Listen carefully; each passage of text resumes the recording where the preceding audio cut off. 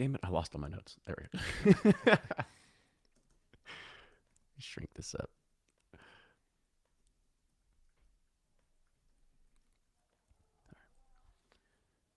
It's This Week in Bourbon, where it's time to hear the soothing voices of Ryan and Kenny. And here's your headlines for March 24th, 2023. RNDC fights back against the Sazerac lawsuit. Blue Run Spirits has revealed their first... God damn it, let me start that over. It's like their first... Yeah, we're live again, Pete and Drew. All right, here we go. It's This Week in Bourbon, where it's time to hear the soothing voices of Ryan and Kenny. And here's your headlines for March 24th, 2023. RNDC fights back against the Sazerac lawsuit. Blue Run Spirits has revealed their first look at their new whiskey distillery in headquarters in Georgetown, Kentucky. And Pinhook Bourbon has debuted their vertical series rye 7 years. But before we get started, here's a quick word from our partners. Hey, everybody. Welcome back to This Week in Bourbon. Here's my soothing voice. Ryan, you want to chime in with yours? Well, hello, everyone. I hope your Friday is going just really well, rolling into the weekend. And gosh, that sounds terrible. ASMR version of Bourbon Pursuit. You all talk about this ASMR. Still don't understand it or know what the hell it is. Well, I mean, it's a new trend. It's a fad.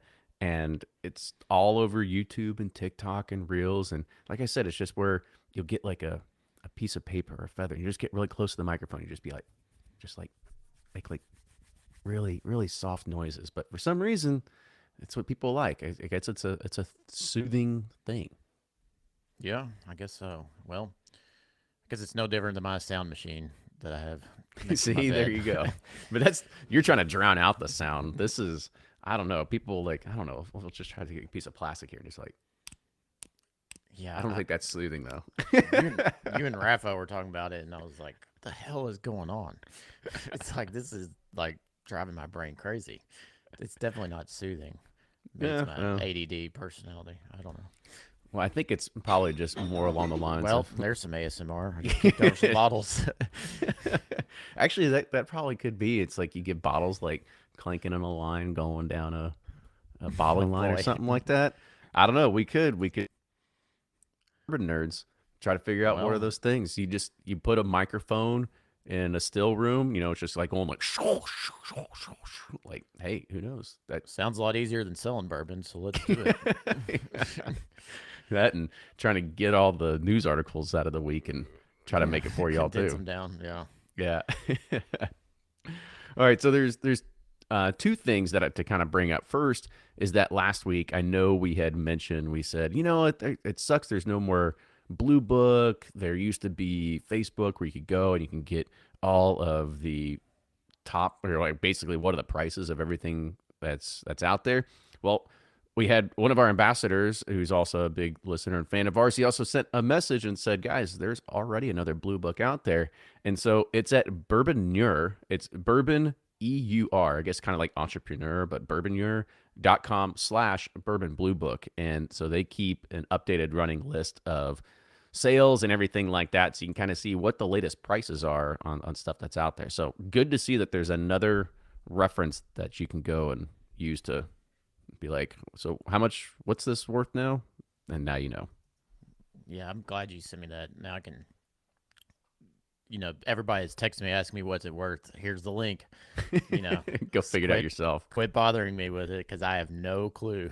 I haven't bought and sold bottles in 7 years probably. Man alive. I didn't even scroll through. I just saw one of the ones that kind of really shocked me. I remember, 1792. Remember it came out with their first port finish? Yeah. I mean, dude, that's up to $700-800 in there. It was almost no like way. 1792 port finish, really? But yeah, I guess so. Wow, that's incredible. I remember it. I mean, I think it was good, but I don't know. I wasn't like, oh man, I better hang on to this one. Yeah, I mean, it was good, but I was like, whew, I don't know about that. It was like, that's Angel's Envy's whole lineup is just port finish. So it's kind of crazy that that's what it went to. Well, I know it's like it's like all these flavored whiskeys. It's like, you can get Evan Williams honey for like $10 this whole time. You didn't have to put it in a damn barrel. And like, Just get Evan Williams honey, get another bottle of Evan Williams, blend it together, then you right. dilute the honey down a little bit, and you're probably getting the same exact thing. Yeah, or the wild turkey honey. It's like it tastes the same damn thing. Way. I mean, I've tried them next to somebody brought that up to me. I was like, "There's no way they taste the same." And then I tried them. I was like, "Well, it's pretty similar." And then one's like $10, and the others are like hundreds. So, Ah, we're idiots, but aren't we? but there's no wild turkey Amberana or Evan Williams yet. Not yet. Not yet. Let's not slow that train down. We know that it could come anytime. Yep. Let's yeah. Anywho, but Yep. I'm glad we have a new blue book I can send people to. Yep. And other announcement to put out there as well is that I know that one came from another ambassador. I just want to put out another thing that says we are still looking for a few ambassadors, but just in certain regions. So really, we need more people in Texas, mainly in Dallas, Houston, San Antonio, Austin, and Lubbock. I don't think I've ever announced Lubbock before, but we could easily use two more people in each of those regions. We're really growing Pursuit's presence down there, and there's a lot of stores that are getting traction, but it's just one of those things that people don't know about it, and so we need more people to go and talk about it and share the story and have people get liquid to lips and everything like that too. We also need people in Savannah and Augusta, Georgia, and then also looking for somebody else in Memphis, Tennessee. Yeah, and shout out to our existing ambassadors. They send us reports every weekend, and it's incredible what they're doing. So appreciate everyone and keep up the good work. And we're really grateful and thankful. And if you want to be an ambassador, we do pay you, and you get to keep Yeah. whiskey. So it's a win-win situation. So it's fun too. You get to people watch at liquor stores, which what's better than that? I Yeah. mean, You get to meet people from all walks of life. That's for sure. and if you need more content in your life, come on over to Pursuit Spirits Instagram account. That's where I reside and try to post content. Kenny's, hogs the bourbon pursuit. So I'm trying to make my little niche with Pursuit Spirits, but just to see what we got going on. We'll try to keep bourbon pursuit mostly the category as a whole, whereas Pursuit Spirits will be more focused on us. So if you're interested in learning about what we're doing, I will be on that. I don't get you call it channel, whatever handle. I don't know what do you call this stupid thing? Outlet, Account. maybe Account. account. Sure, yeah, that sounds good. Yeah, and actually, you've been doing really, really well at it. I mean, I look at the numbers and I can see your numbers are going higher than Bourbon Pursuits right now in regard to trending of finding new followers. So I'm up about you're 900 since I started taking over. So I've see, been, but we had the meat church video in that time, so there you go. that's kind of an unfair advantage. But Yeah, hey, you I did go down get there the and boost. shoot it. So Yeah. And then Drew C also put in the comments, thank you for sending that. Also looking for somebody in Springfield, Missouri. So if you're in the southwestern part of Missouri, could always use your help there as well, because that's another kind of bubbling metropolis where we could use some help. that's all right. All right, ready to get at it? Let's do it. Well, this one, it's not really, I didn't put it as newsworthy. I don't have a press release, but there are two more celebrity bourbons that are on the horizon. There are labels that have been out. There are news articles that have been leaked, but there's been no official press release. So just to let you know that Steph Curry and Nick Cage, not together, but separate, are anticipating to release their own celebrity bourbons. Steph Curry's comes in at a whopping 80 proof. Couldn't expect anything more. I also saw that Ryan Bingham is coming out with his own whiskey. Oh And damn! I was hoping one day we could afford him. I like Ground Bingham, but yeah, now he's got his own, which if, makes sense. if it makes you feel better, he's got his flagship 80 proof and then his signature black series at 86 proof. Oh boy, getting Hmm. aggressive there. People will still be like, "Oh, it's hot." Yep. So that's what people said. Might as well jump into it while you've got the Yellowstone momentum on you and stuff like that too. So that's what they're doing. Yeah. So you said the Nicolas Cage is doing one? Yeah, that's Is it what called it The said. Rock or something? That's a terrible joke. Yeah, no. It was he said something. There were some articles coming out. I think he had mentioned something into an interview, and it just essentially said that everybody in a celebrity status has some sort of drink after them, and he's a bourbon guy, and so he wants to get into the bourbon business, and so he kind of maybe haphazardly announced his intro into it. Oh, exciting stuff. Yep. Can't wait to review them. Where they come from? Green River? I don't know. We'll see. So far, every celebrity whiskey we've gotten so far has been all sideways thumbs. Yeah, that's what they do. They're looking for light and easy for the mass population. Yep. Yep. I will say the only one I'll give credit to is Brothers Bond with their cash strength. It's good, but still, it's just more Ross than Squibb. Go get a Rossville or something. Like, Yeah, it's same or thing. What the hell's their Remus or whatever? Mm-hmm. Which I'm is actually really kidding. good. I like the Remus repeal. Yeah, it is good. Mm-hmm. We've done some picks with him, but yeah, it's just. But I get it if you like Ian and all them. I hear they actually do a good job at like selecting barrels. They're like actually involved. They're not just like putting their names on it. I've seen them at liquor stores signing and this and that. So that's mad props to them. I see you at liquor store signing too. Gosh, all day, every day. That's where I live now. It's like mornings are Go Green, afternoons liquor stores. Where gotta go make sure bottles are looking good, shelf talkers are there, make sure that people that ordered still have stock. A lot of times they don't, or they have one left, and you're like, "You gonna reorder?" And they're like, "Oh yeah, maybe I should," Gotta stay on top of them. because Well, they just got all they care about is those Miller Lights and Jim Beams and stuff. They keep selling a bunch of. well, that's gonna play right into this first news article. So sit back, relax, enjoy my soothing voice because this is gonna be a long one. Oh boy. So RNDC, they're fighting back against the Sazerac lawsuit. I know we had talked about this in extent, not only on this show, but as well as on a roundtable. And so these were also, this is the documents now that have first appeared. We got sent to them by Brian Hara of Sip and Corn, sent them like the very morning that it came out. But this is now pretty much get a little more widespread. And what I'm going to read right now is pretty much a word-for-word summary from Chris Otts over at our local WDRB news station. So Sazerac and RNDC, they've been business partners for decades, and RNDC claims that, quote, it served as Sazerac's distributor of choice across the country until the relationship fell apart late last year, and this is again according to court filings. The fight erupted in January when Sazerac announced it was cutting ties with RNDC in about 30 states, and then sued RNDC in federal court in Louisville, saying the distributor's performance had deteriorated and that RNDC owed Sazerac $38 million and counting. RNDC stayed silent until Friday's court response, in which it rejected Sazerac's claims and asserted that it is in fact Sazerac, which owes tens of millions of dollars back to RNDC.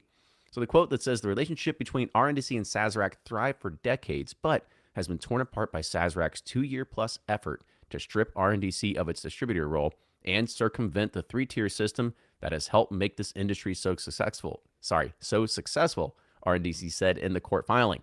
Sazerac claimed in January that it had to spend $100 million to create its own marketing force because RNDC was not living up to its obligations to sell Sazerac products. But according to RNDC, it was Sazerac who insisted on short-sighted approach that fundamentally challenges the division of roles in the 3-tier system. In RNDC's telling, Sazerac, since 2021, has pursued a plan to overtake many of the sales and marketing functions traditionally handled by distributors, while relegating RNDC and its competitors to a diminished role as, quote, 4 wheels in a truck. In other words, low-paid transporters of products. RNDC alleges that Sazerac's plan was not only destined to fail, but contrary to the laws of many states, including Kentucky. In 2021, Sazerac imposed new terms on RNDC, which greatly cut the distributor's profits for selling Sazerac products. And that was, again, according to RNDC, and RNDC would be entitled to a flat $8.50 per case sold, according to RNDC's countersuit. Sazerac promised that would also reduce RNDC's expenses by hiring, quote, market development representatives and market development managers who would assume much of RNDC's work dealing with liquor stores and restaurants. Though Sazerac had promised that RNDC would do less work for less money, in many instances, RNDC was doing the same work while earning far less money, all while the few marketing personnel Sazerac had hired were potentially violating various state laws. The fact that Sazerac continues to employ the market development people even after severing ties with RNDC shows that Sazerac wasn't merely trying to make up for RNDC's shortcomings, but playing a longer game. And Sazerac's goal, according to RNDC, is to, quote, strip all of its distributors and not just RNDC of their typical and in many states legally mandated distributor functions regardless of performance. Meanwhile, Sazerac also interfered with RNDC's ability to offload Sazerac products that RNDC still possessed after the company split by discouraging replacement distributors from buying from RNDC and inundating those new distributors with fresh Sazerac products. The relationship between the two companies was so cozy that Sazerac had the ability to order its own products on RNDC's behalf. And in the last 4 months of 2022, Sazerac, quote, saddled RNDC with more than $552 million in inventory, according to the lawsuit. Whew. Oh man, I I don't know where to go with this. Well, okay, so we see two sides of the coin here, right? Yeah. You had just mentioned earlier, really right before we started this, of you having to go out and essentially do what a lot of distributors do. Because Right. one of the things that we talk about a lot of this now that we have our own brand is that we have 4 SKUs we care about. We want to make sure that they are front and center, that they're stocked, that every store has it, so on and so forth. But a distributor, I mean, and this is a smaller distributor, they have 600 SKUs to worry about. So we don't get paid attention to. And so we have to go do that. And now RNDC is mad that they're hiring people to go and basically be their boots on the ground and do less work and take back the money of doing it. So this is a this is a whole can of worms to open up here, because Right. I could kind of see. I mean, we've been through it now. I can see Sazerac's claim of I know. saying that RNDC is not doing their job, and it's not just because of. And this is not even talking about Pappy allocation. Well, where's it all at? Blah blah blah. I mean, this is just making sure that there's stuff on the shelves. Yeah. I know. Like I said, I'm very torn between all this because I know I can relate to what Sazerac is doing and saying. But I can also relate to Republic. There's and I've talked to some new distributors. I'm not going to name names, of course, because that would be reckless. But the kind of the same behavior though that was I think going on with the RNDC is kind of going on with new, where people just kind of laser focus on the Wellers, the Taylors, Pappy, Buffalo Trace, all the bourbons, which those pretty much sell themselves.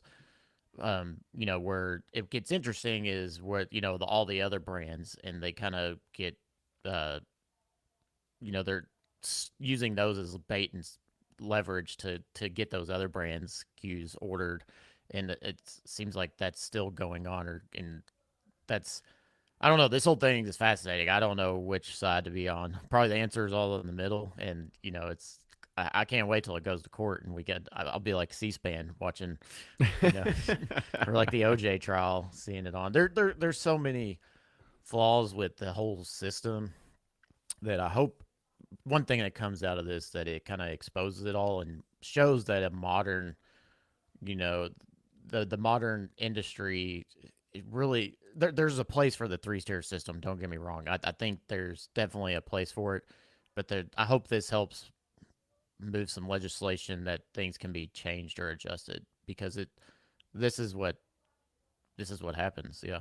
So Yeah, I totally agree. It's gonna be. I don't know if it'll probably go to court. It'll probably just go to mediation, and they'll settle out of it court, because as Brian Hara, he's been on the forefront of all this. He goes, most companies don't want to air their dirty laundry, well, especially and in this business, you probably exactly. don't. So he even said that the fact that it got to this far is pretty crazy that even got to this.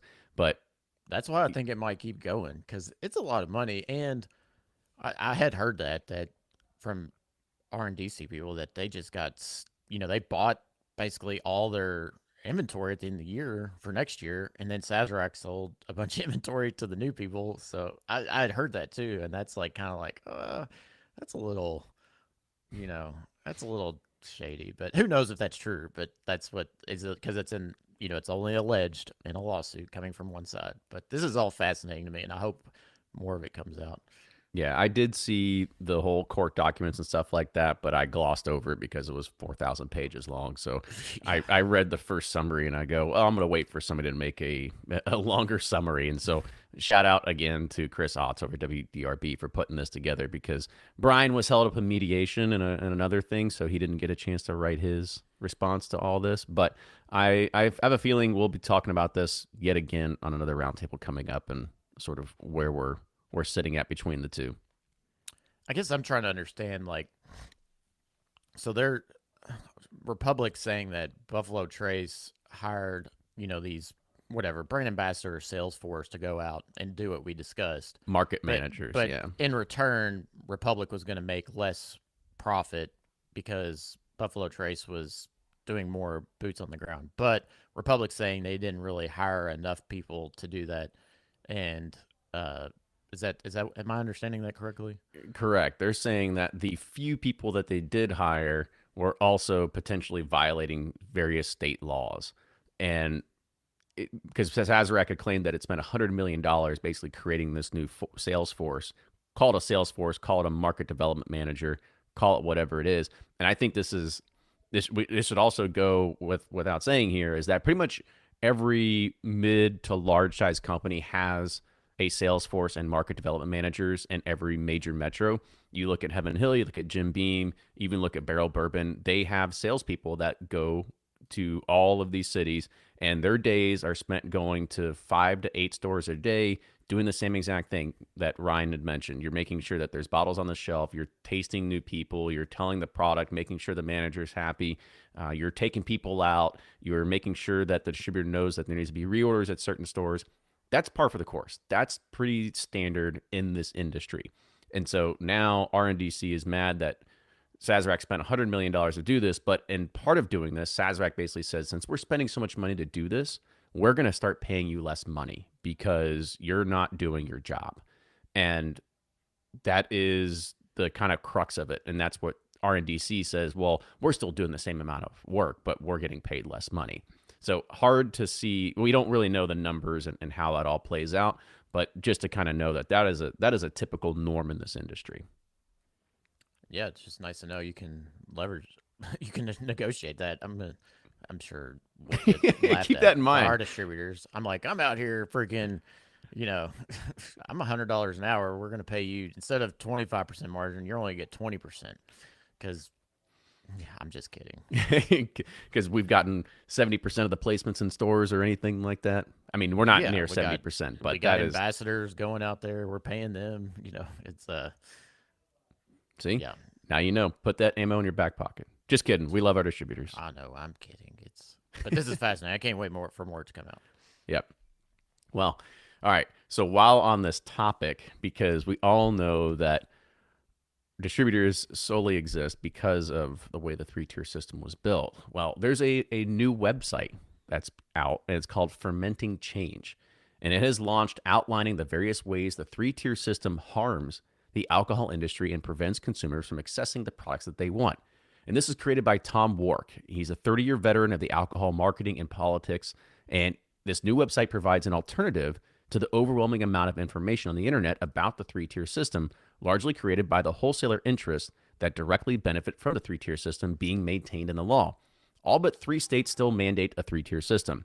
So, quote, it says, the wholesale side of the alcohol industry has been gaslighting alcohol regulators, lawmakers, members of the alcohol trade, and consumers for decades with their false assertions that the 3-tier system is necessary to prevent minors to access alcohol, promotes competition, keeps counterfeit products out of the marketplace, and prevents monopolies. That's what Wark said.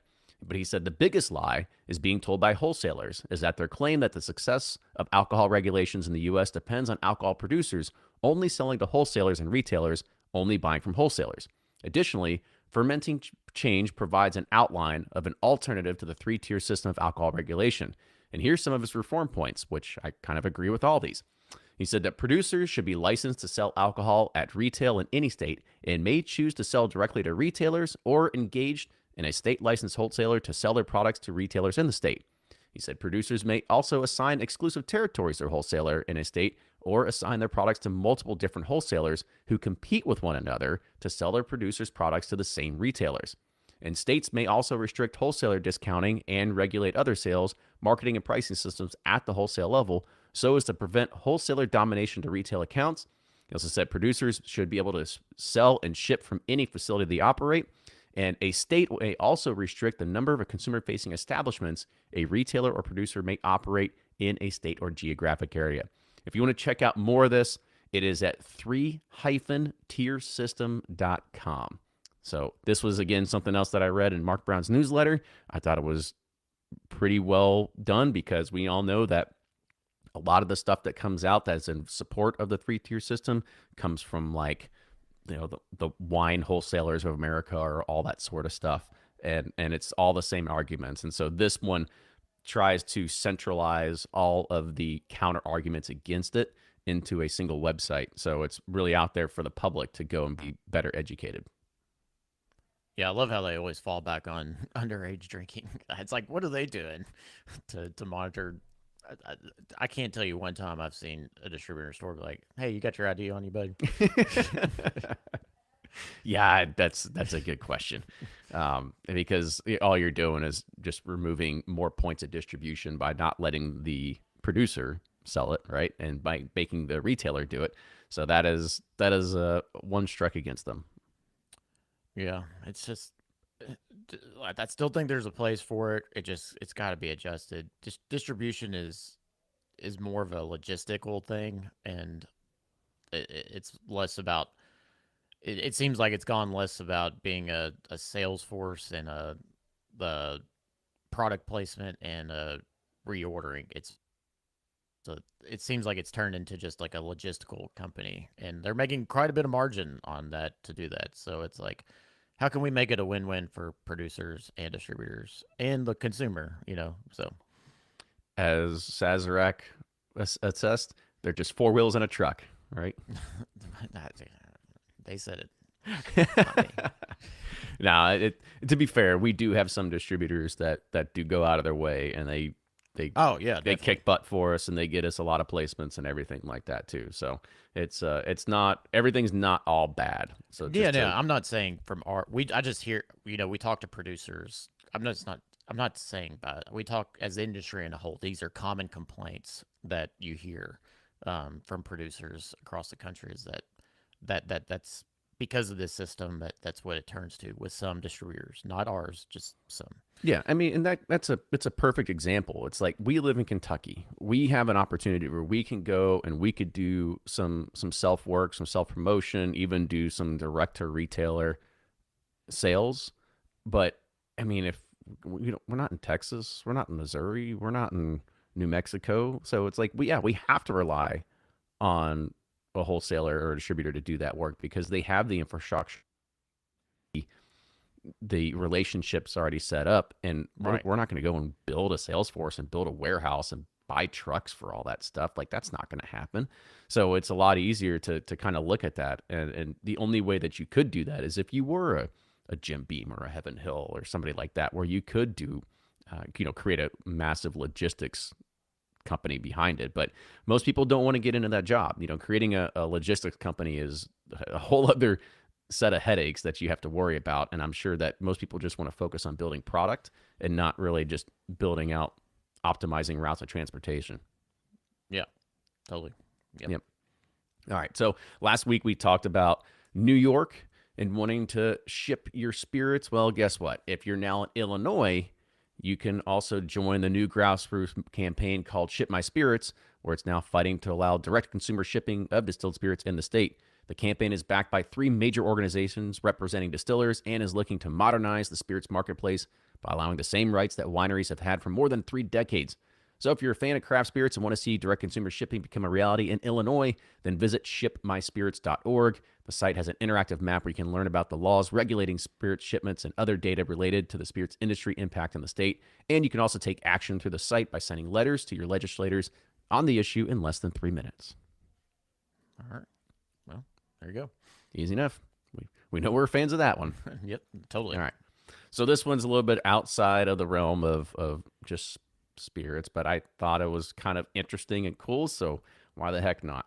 So for passionate college basketball fans, March is pure chaos with busted brackets, which I'm sure most of ours are by now, buzzer beaters, and nail-biting stress. And that's why Coors Light, the beer made to chill, is introducing Corsicles. It's non-alcohol beer-flavored popsicles to make sure fans that are 21 and older stay chill when things get heated this March. So Coors Icicle is intended for it's Coors, yeah, Coors is Corsicle. Yeah, Corsicle. I was saying it wrong. It's Coors hyphen ICLE. So Corsicle. It's intended for consumers 21 and older and is inspired by the flavor and refreshment of an ice cold Coors Light. It's available for a limited time during the tournament season, and to purchase a 6-pack of Coors Light Corsicles, visit shop.coorslight.com. They will release a limited number of Corsicles through March 24th, every weekday at 12 p.m. while supplies last. If I made a popsicle and waste calories, I want a Dove bar or something, or a Dilly bar, not a non-alcoholic beer, but whatever. Oh man, what were the? Oh man, I can't think of it. What were the cones that had Drumsticks? Drumsticks. That's Yeah, what I I'd was rather thinking. have that than a non-alcoholic beer. Man, I haven't had a drumstick in forever. Man, you know what I haven't had in a long time that I really used to love? I love Dairy Queen, man. Blizzards. Just a good old Blizzard. I haven't had one in a long time. Yeah, I take my kids from time to time. They enjoy them. They are good. I gave up sugar for Lent, so I haven't had any sweets in like I don't know how far we are into Lent, but it's amazing how fast the pounds shed off. 728 days since sugar. But yeah. Anywho, yeah, Dairy Queen's great. I'm not in on this non-alcoholic popsicle, sorry, but for you that are, I'm excited for you. You have options. Well, I'm sure it's just why it's a one-time run. Maybe they'll bring it back in 5 years or something like that. But I doubt people are going to be running out all the time. I mean, when they did the vodka popsicles at Costco, I think that had a nationwide sensation around it. But those were good, and it had fruity flavors to it and stuff like that too. Yeah, Disney. I had the margarita ones, the with tequila in them, actually in them, and they were fantastic. But it had tequila and stuff in it. Sorry, but it's All right, up next, bourbon slushies in a popsicle form. We'll figure it out. Yep, let's do it. All right. So speaking of flavored whiskey that you had mentioned at the very beginning here, Pernod Ricard has agreed to buy a majority stake in the world's first peanut butter flavored American whiskey, Screwball. Stephen and Brittany Yang, they established Screwball in 2018, and it sold 500,000 9-liter cases in 2022. The financial details of the deal have not been disclosed, and Pernod Ricard said flavored whiskey was one of the fastest growing spirits categories in the U.S., accounting for a quarter of all whiskey sales in the market. The company also noted that the potential it sees for flavored whiskey and cocktails.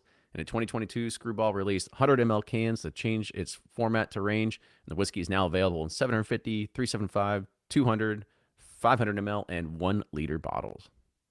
How many cases you say? 500,000 9 liters. So that would be 1 million Oh my 6-packs. gosh. That's insane. That stuff's gross too. I don't even. It's not gross. It's just different. I mean, so here's the thing. I remember the first time I had Screwball. Yeah, this was too. It was down probably in the back in basement. 2018 because that Tony was Conja. yeah. brought So from Keg and Bottle, he brought it and he was like, "Guys, this thing's gonna blow up." And we had it and we are like, "Actually, it's not too bad." I mean, it's flavored whiskey, but I think it was done well. But it was one of those things. I even talked to my wife about this a few weeks ago before this was announced, and we were just talking about flavored whiskey and whatever. She was like, "Yeah, but nothing's gonna be as popular as Fireball." And I was like, "Well, that Screwball stuff." She was like, "Yeah, you don't see people out buying shots of peanut butter whiskey." And now this comes out, and I'm like, "Well, maybe people are buying shots of peanut butter whiskey. It's just not us." Yeah, it's still probably not even close to Fireball. I bet Fireball's doing like Oh God, yeah, 10 million, 9 liters yeah, in the country. easy. Plus, with even adding with a little bit of malt whiskey or malt beverage now. That's right. That's what's next for.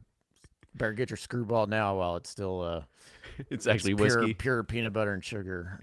Next time it'll be malt, sugar, and peanut butter. Yeah, Who wins in all this is Flavor Man, probably. No, I'm that's kidding. true. That's I true. don't know if they make it or not, but Probably at some point they had him build the formula, which I can't wait to release that podcast. We'll be able to talk about how to build flavored whiskey and RTDs and stuff like that. But they probably help them build the formula. And then after that, it's like, well, this is where you go to buy all your extra goods and make it or whatever it is, because you have to have a Yeah, you buy it co-packer. from us. Yeah, or Just that too. yeah. It's in the contract. Yep. All right. So I don't know if this just came. I know we're recording this on Wednesday morning this time, so I got the email early this morning, and this was I saw the pictures. My jaw dropped immediately. So it just because how amazing it looked. But Blue Run Spirits, they've revealed their first look at its planned whiskey distillery and headquarters in Georgetown, Kentucky, and it's designed by international architect firm Bjarke Ingels Group, or otherwise known as BIG. The 35,000 square foot distillery and 20,000 square foot rickhouse will break ground in 2023 at the Lanes Run Business Park. Projected to open in 2025, distillery operations are anticipated to bring at least 45 full-time jobs to the local economy. The design is called Meander. It is meant to evoke the journey of the limestone-rich water of the Royal Spring in Georgetown as it winds its way through the distilling, aging, and blending process to become fine Blue Run bourbon and rye whiskeys. The Royal Spring, dubbed the Blue Run by one of the founders, serves as the company's namesake. Founded in 2005, Bjarke Ingels Group is based in Copenhagen and New York, has offices in London, Barcelona, and Shenzhen. And big practices include architecture, planning, landscape, urbanism, interior design, product design, research and development. And notable projects include Google headquarters, Lego's brand museum, Audemars Piguet Museum and Hotel, the San Pellegrino flagship factory, and the world-renowned Copenhagen restaurant Noma. Yeah, I saw it and I was like, dang, are we bringing like Spain to Central Kentucky? I Looks mean, pretty did cool. you see the picture? It looked Yeah. amazing. Yeah. That was one of those things.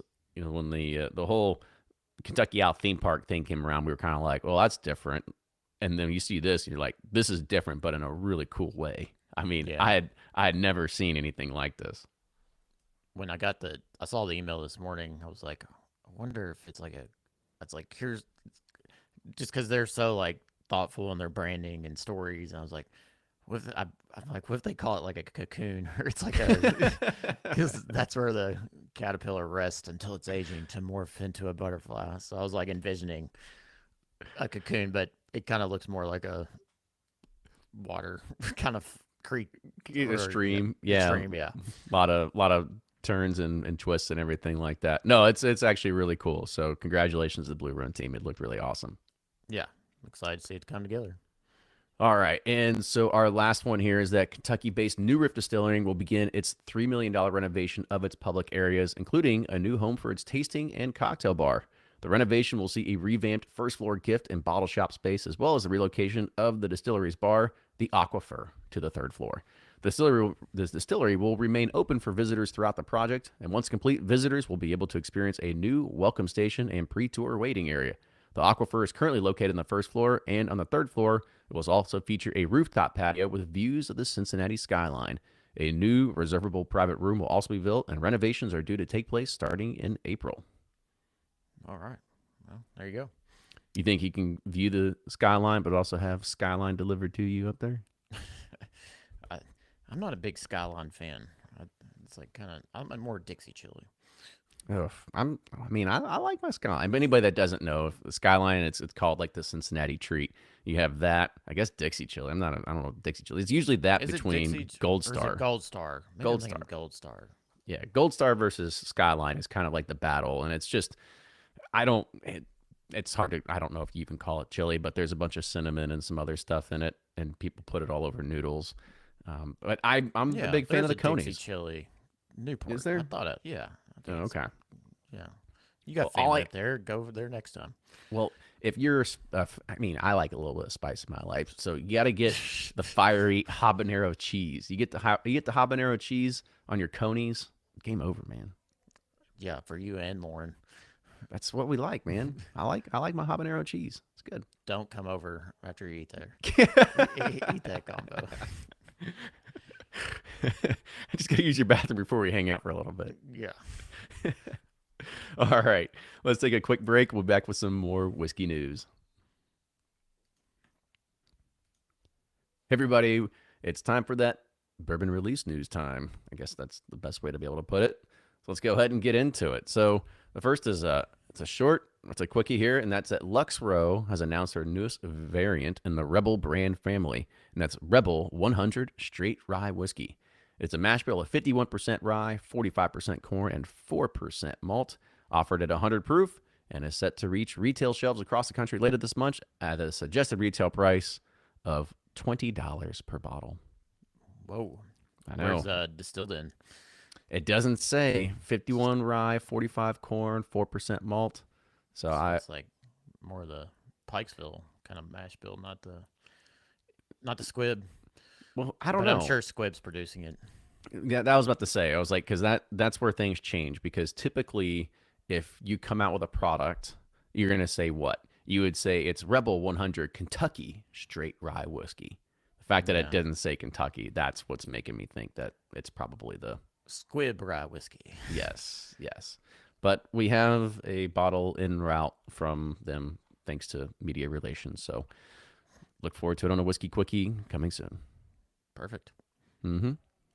So Wolves, it's the luxury whiskey brand founded by culture mavericks James Bond, that's his name, undefeated, and John Buscemi. Buscemi, Greats, Truff, Oliver Peoples. They have announced that it's the first ever American single malt whiskey under the brand's malted barley series banner. So Wolves acquired a 144 barrel library of single malt and malted barley whiskeys that were put down in 8 to 12 barrel lots starting in 2011. The 13th generation master distiller Marco, oh man, I'm going to screw this up. He was on the show. Marco Karakej, oh gosh, do you remember? Hell no. If you can't do it, I can't do it. Karakasevic. Yeah, Karakasevic. We'll start there. So Marco Karakasevic distilled each lot over a 10-day period in a small alembic pot still imported from Cognac, France in 1983. While far less efficient than a column still, the antique pot still yields whiskey with more body, flavor, and viscosity. During distillation, Marco slept in 4-hour shifts so he alone could make each cut, selecting the heart of the hearts for the double distillation.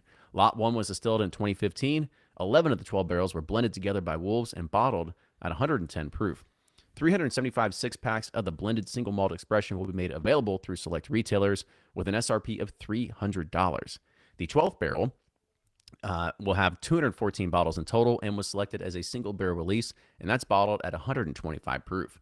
As becoming a calling card for the brand built by fashion and cultural iconoclasts, each bottle in the Wolves Malted Barley series will be hand numbered, wrapped in a hand laser cut, embossed, and sheepskin label printed with UV light and laid on flush with heavy French cut glass. I do like their packaging. It looks good. Mm-hmm. It's and I wonder. I'm sorry, I blanked out. Where was the single malt from that they purchased? This is coming from Marco. Oh, he made it while he was at. Yeah. Okay, so it wasn't some of the Kentucky single malt that like Pablo and them got the rare character stuff. I don't believe so. No, this is all the California stuff. Oh, nice. So? Yeah, I'm excited to try it. For sure. The stuff they do is a lot of fun. So It's out there. You know, his was all like the hop flavored whiskey for a while. I remember the first time we tried it, we were like, "Whew, this is different." yeah, it was fun. Yep. Didn't get So- me high though. No, I'm kidding.